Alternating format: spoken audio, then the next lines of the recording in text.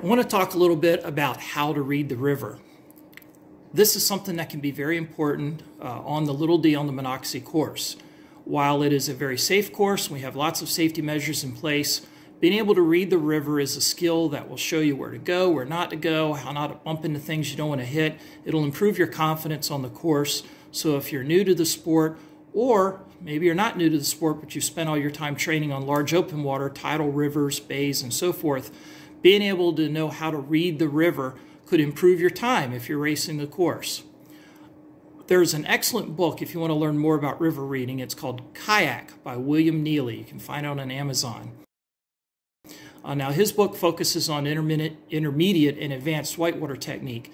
While there's no whitewater on the Little D on the Monocacy course, still his section on what he calls hydrotopography is very helpful for learning how to read the signs, signals, and markings on the river to improve your confidence and knowing what you're doing out there. To bring it into more everyday terms, thinking about driving a car and how thousands of cars navigate the roadways every day largely without issue, and when there is a problem, it's because the driver has forgotten to pay attention to the signs, signals, or markings, or disregarded their meaning. But imagine being thrust into a car and told, go that way. You wouldn't go very far at all before you had a collision because you don't know what you're looking at and you don't understand the rules. So by the same token, if you can understand the signs, signals, and markings of the river, you'll have a greater understanding where to go, where not to go, how to make a better time if you're trying to make good time. I have a training aid that I've developed that I've used many times over the years. It's a little worn, you'll see that, but it brings it down into terms that I hope you'll understand and apply very readily to what you can expect to see on the Little D on the Monocacy course. So the first graphic I want to look at focuses on the subject of stability. Many times you hear people refer to a canoe or a kayak as tippy, and that's not fair. I've never seen an empty boat turn itself over. There's always a person involved doing something they shouldn't do. So it's blaming the tool instead of the person using the tool. So let's talk about stability real quick. For those of you who are new, something to explain why the boat acts the way it does and why you might be tempted to call it tippy. It's really something you're doing. In this drawing in the upper left, we see a boat at rest, and I've kept the person out of it for a moment so we can just see what the boat looks like sitting flat on the water. And what you see here is the water line, and the dotted line represents if the water, from the point the water touches the right side of the boat and the point where the water touches the left side of the boat, a dotted line connecting those 2 points is called the water line width. So I've marked that with a W. The wider the water line width, I think you can intuitively understand, the more stable the boat, because the wider the platform that you're sitting on. So this boat has a water line width of about right there. Now in this next drawing, we're seeing the boat is starting to lean to the right side here. And what we see is the water line width has gotten narrower. So here it is here. We bring that straight over and we can see the water line width has gotten just a little bit narrower. So that means it feels a little less stable on a lean. And you can be tempted to think, oh, I'm going to tip over. Now we add the person to that lean. And we can see if we add the head here, that's 16 pounds of weight, that's well away from the center of gravity of the boat. And our sciencey paddlers can understand the science a little bit more than I do, but it's a lot of weight and it's far away from the center of gravity of the boat. But if you draw a straight line, like a plumb bob hanging from that 16-pound weight of your head, you can see that it's touching a point that's far to the edge of our waterline width, where we would rather have it in the center. We have it in the center here when we're at rest. So one thing we can do to help move that point closer to here is something called a J-lean. And so the dotted line represents the line of your spine, and what we're doing is we're allowing our hips to cock to the right to ride the boat, but we're keeping our spine bent, our hips bent, and we're keeping our head more centered over that waterline width. You see we're almost back to center of our waterline width. So even though we have less stability on the lean, we've centered our weight over that waterline width, and we feel more stable and we're able to hold this lean without capsizing. On our next page, we see what happens if we allow our head to extend past the waterline width, and now that plumb bob that we've dropped from the bottom of the head, that 16-pound weight, is well outside the waterline width, and this is when you're going to go for a swim. You can see the lean is the same here to here, but this person is doing a J lean, they're staying in the boat. This person is letting their head hang way outside the waterline width of the boat, they're going for a swim. Next, we want to look at the river and the shape of the river. In this graphic, we have a curving river, and we see the current moving from our left to our right. And the straight lines that I've drawn here represent the path of the water if it behaved more ballistically, like a cue ball on a pool table. It would bounce off the bank at an equal and opposite angle, bouncing off the bank at an equal and opposite angle. Obviously, that's not how water actually works. It takes more of a smooth path, still cleaving toward those outside edges, those outside banks. So instead of staying right down the center, the current tends to travel toward the outside of the curve of the riverbank. Now, unfortunately, that's where the bank is going to get scoured and abraded and worn away. And so these lines represent trees and debris that could be present on the outer edges of the river. So you may think, well, this is the faster current. You're right, it generally is a faster current. But when we get close to the edge of the bank where the current has scoured the bank, that's where we're also going to see obstructions possibly cropping up. So you just want to be mindful of that and look ahead, just like when driving a car. You look ahead as far as you can to anticipate these potential problems before they're right on top of you, so that you can take a different line and just skirt around them. These trees falling into the river are called strainers.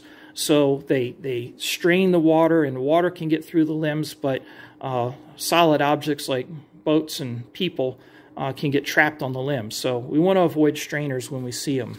And that's easy to do if we're looking ahead and paying attention to what's going on down the road. Now here we're looking at a 90-degree bend, and we can see that the current is fairly homogeneous across its width here. There's nothing a whole lot going on. But as it approaches the bend, that current is being pushed to the outside of the bank. Again, this is where the strainers could be, and we're seeing a lot of velocity here on the outer edge of the riverbank. This dotted area here represents what's called an eddy. And this is an area where the current's weaker, and it may even start to recirculate on itself slightly here. The higher the velocity of the current through here, the stronger the eddy will be. And you can actually see that forming. You'll see the bubbles and you'll see ripples, and you can actually see where the downstream flowing current is a little bit higher than the eddy. The eddy can actually be depressed a few inches compared to the downstream flowing current. So if I were trying to make good time going downstream, I'd want to stay on the outside, looking ahead for any strainers, but staying out of the eddy, because if I go in the eddy, the recirculating current could spin my boat around, but at least would slow me down before I could continue going downstream. The boats that stay in the main current are going to go ahead of me much more quickly. So here we're back to our S-turn here, and we see again that current compressing toward the outside, flowing rapidly across the river, compressing toward the next outside, and there's a potential eddy here and here on the insides of the turns. So if I'm on the 12-mile challenge and I'm working my way back upstream, I don't want to paddle against the current where it's strongest. That's what I wanted to do going downstream.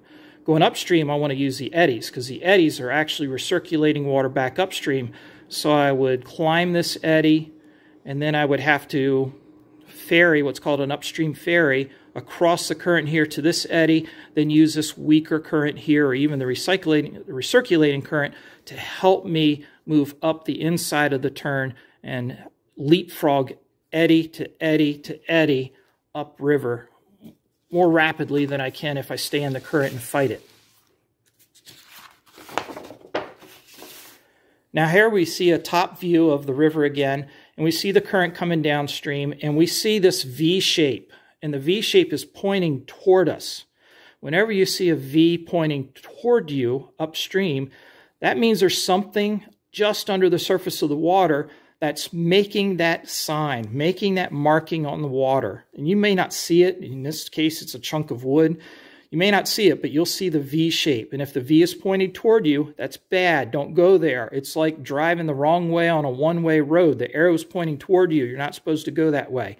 So you're going to want to go around that, not over that, because that's where you can damage your boat.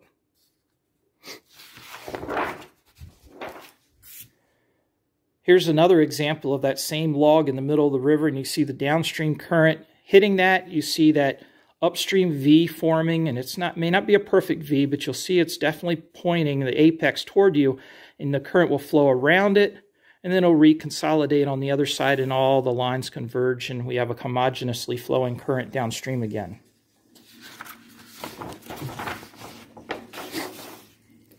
So if we have a rock instead of a stick, you know, the rock with its more rounded edge, it's not going to form this sharp V like the chunk of wood did. It may be more of a rounded V or a U shape, but that bottom of that U, that apex of that U is again going to be pointing toward you. So as you're going downstream, you'll see that.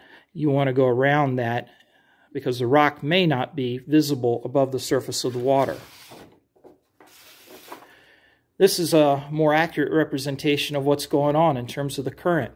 So the current's coming downstream. There's a rock in the river. In this case, it is sticking out of the water. So you'll see little waves piling up on the front edge of the rock, and you'll see that U shape facing toward you. The current is going to go around the rock, and then behind the rock we have, guess what? An eddy. This is an area where the current is recirculating, so you can actually be going downstream, and you can deliberately turn your boat around and park yourself behind the rock and look back upstream. And that's called an eddy turn in kayaking, and that's just a place to rest. So it's a safe place to go. So we don't want to hit the rock here because the current's going to smash us up against the rock and maybe tip us over or damage the boat. But we can go behind the rock and turn around and let the current turn us around, and we can kind of sit there. But if I'm trying to go downstream and I want to make good time, I want to avoid the eddy. So I want to go around the rock, and I can rejoin the main current on the other side of the rock. All right, so here we see a couple rocks in the current. You can see the current moving downstream. You can see that upstream U shape formed by the current wrapping around both rocks. You see the eddies behind the rocks, but you see the chute. And the water is being compressed and forced through this narrow gap. So you see the lines coming together. You're going to see velocity here, and you're going to see this clean, undisturbed water compared to what's going on here or here. So as you're going downstream and you're looking ahead and you see this tongue of water, this forms a downstream V shape, if you can sort of see that here. So the downstream V is like the arrow on the one-way road telling you you're going the right way. So you want to go that way. That's going to be faster water. It's going to be cleaner water. You're avoiding the eddies, and you're avoiding the rocks. Conversely, if you're working your way back upstream, which you're only doing if you're in the 12-mile challenge, you're going to want to ride this eddy, and then you're going to have to go left or right around this rock. Well, you don't want to go this way because that's where most of the current is. So you're going to go this way and sneak up the edge where the current's a little weaker. And up here, you just have to kind of gut it out or look for the next eddy up the line.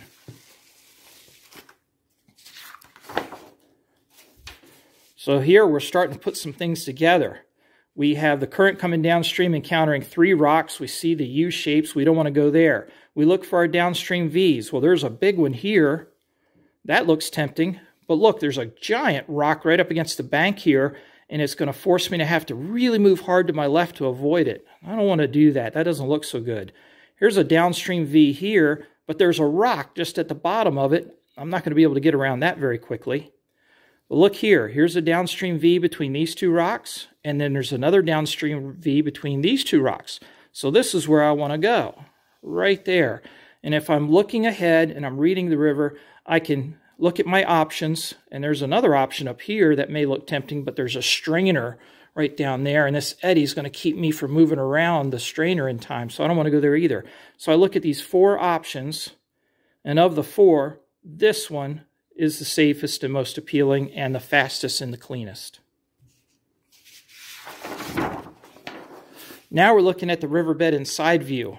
So we see the rocks that make up the riverbed, and the river is not one consistent slope down toward, in this case, the Potomac River, the Chesapeake Bay, and the Atlantic Ocean. There's uphill sections even, there's downhill sections, and it's generally trending downhill. Kind of like a bad day at the stock market. But you see the current traveling over this relatively level surface, and then it increases in velocity as it goes down this hill, obviously. So at the bottom of this hill, this is kind of like cars are going fast, but then you got a traffic jam. And this current downstream is slowing down again because it's leveled out again. So all this fast water coming down here is encountering the slower water here, and it starts to pile up and stack up. And it'll do this sort of shape, these waves, standing waves. They're not breaking, they're not moving. Also called a wave train because they form in sequence like this. Big, smaller, smallest. And you'll see this wave train. It's nothing to be afraid of. This tells you that there's some fast water here. And as long as there are no rocks or V's telling you not to go here, this is a fun and quick course to take. That's what you want to look for. And we will see that at a couple points on the Little D on the Monocacy course. Nothing to be afraid of. Kind of fun. This one's upside down. Let's fix this. So on these next two, we're looking at that side view of the river again, but now we have a rock. And the rock's just under the surface of the water. And the only way we know it's there is because we see this little bulge. And it's not a wave train like we saw in the previous drawing. It's just a bulge. And behind the bulge, there's a recirculating wave or a ripple, and maybe a little bit of a whitewater here, just in terms of the aeration of the water. So we know the water is climbing over this obstruction and then accelerating down the other side, and the wave is created because it's got to slow down again to meet the slower moving water going downstream. This is also sort of like what you see in weather patterns when the wind hits the mountains and then it comes down the other side and all the bad stuff is happening on the other side of the mountain. And weather clouds and things are piling up. It's the same sort of concept that we see on the river. If the rock is further below the surface, then that little bulge may be less pronounced. Where the wave sets up here may not even be a wave anymore. It may just be a shallow depression just slightly downstream of the actual obstruction. So you see that shallow depression, you know that just ahead of that, there's something under the surface of the water. But it may be deep enough where you can go right over top of it without hitting anything. Just watch your paddle so you don't break your paddle on that rock under there. And as you go by, you look down, you'll see it. Many times, those areas where it ramps downhill, and here we're looking at the top view again, it won't be straight across the river. It'll be at an angle. And what's happening here is we have an area of harder rock and an area of softer rock, and the softer rock is eroding faster than the harder rock, so we have these little ledges that form.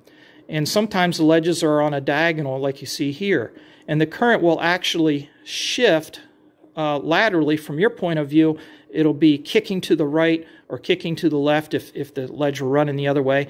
And in this case, the current's kicking to the right and then it's straightening out again. So you don't want to fight that. You can look that in advance and you can see where your upstream V's are. Okay, I don't want to go there. We know this is an area of eroded rocks, so we're going to have rocks in this area when we see the current going sideways. But look between the rocks for the downstream V. Here it is right there. That's a great place to go. Come down, just understand you're going to get kicked to the right, and then you're going to straighten out again. Don't fight it. Let it happen. Just make sure that you got your nose pointed toward that V. And another thing, just as in driving a car, you don't look at the thing you want to miss. You look at where you want to go. If you look at the thing you don't want to hit, you're going to hit it. So look where you want to go, and the current will take you there. So I hope that's useful. I hope that's helpful. Let me know in the comments if you have any other questions, and looking forward to seeing you April 24th at Little D on the Monocacy. Thanks.